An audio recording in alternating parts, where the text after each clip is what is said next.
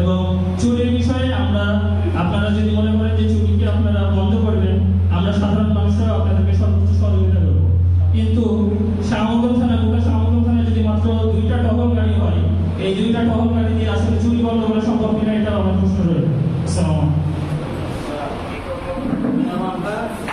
সকল পর্যায়ে প্রশাসনিক কর্মকর্তা ও আমার সামনে উপস্থিত শাহমঙ্গল থানা বিভিন্ন পর্যায়ে সম্মানিত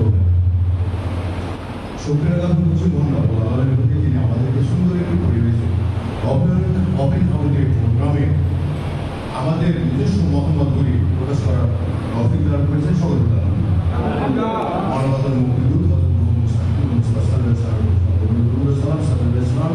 সকল শহীদ ভাইদের আল্লাহ কথা এসেই গেছে অনেকটাই, আমি আমার কথা একটু ভিন্ন। আমরা দেখতে পাচ্ছি মাদক, চুরি, ছিনতাই এগুলো দৈনন্দিন কাজ হয়ে দাঁড়িয়েছে। এগুলি পিছনে আসলে মাদক। আমি আরো একটা জিনিস লক্ষ্য করছি যে শাহমঙ্গল থানার আন্ডারে অনেক জায়গায় অ্যাক্সিডেন্টের প্রবণতা